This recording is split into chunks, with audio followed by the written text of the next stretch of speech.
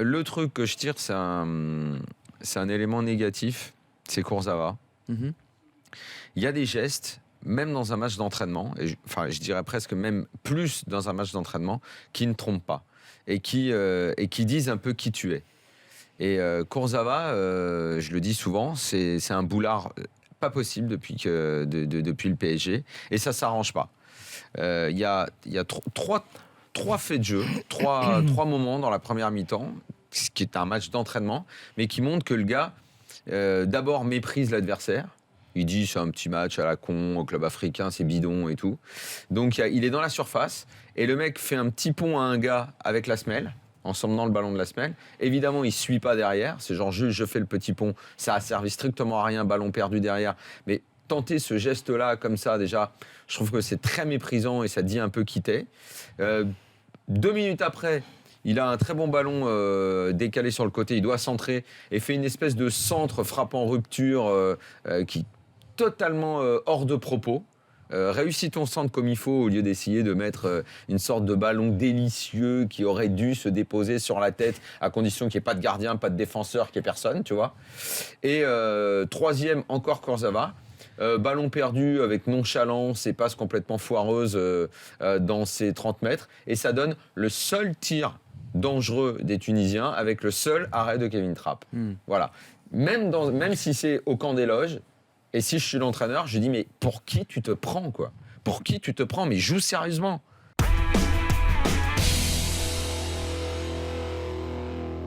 On se souvient tous, évidemment, que le seul tireur français qui rate, qui met le ballon sur l'équerre, c'est David Trezeguet. Savoir que la veille, à l'occasion de la séance d'entraînement qui s'est déroulée au stade olympique de Berlin, avec les 15 minutes ouvertes aux médias, et ensuite à huis clos, le sélectionneur décide de faire une répétition, parce qu'il y a toujours la possibilité d'avoir une séance de tir au but. Donc bien, il y en a pris. Donc, il y a une liste de joueurs, ça c'était très bien, ça a permis de ne pas avoir les mêmes discussions qu'en 98 contre l'Italie. Donc là, la liste est arrêtée, a priori. Et David Trezeguet va passer avec les autres joueurs, et sur son premier tir, sa première tentative, il place le ballon en pleine lucarne, exactement là où il a tapé l'équerre le lendemain en finale. Et là, le sélectionneur lui dit la chose suivante: tu t'arrêtes tout de suite, c'est là, tu la gardes pour demain. Donc il n'y a pas eu vraiment de répétition de la part de Trezeguet.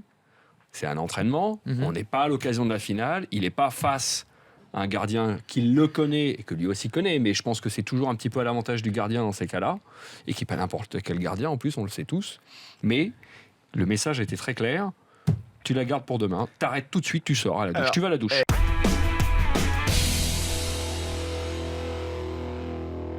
Quelques jours avant le début de cet affrontement particulier, lors d'un dîner, le gardien des Polar Stars, Gato Diaz, affirme à propos du tireur adverse: s'il sait qui va tirer le péno, il va tirer à droite. Toujours, lui répondit son président. Mais il sait que je le sais. Alors on est dans la merde. Oui, mais je sais qu'il le sait, dit Gato. Alors plonge à gauche et sois prêt, rétorqua quelqu'un assis à ses côtés. Non, parce qu'il sait que je sais qu'il sait. Gato n'était pas plus avancé et mit du temps avant de s'endormir.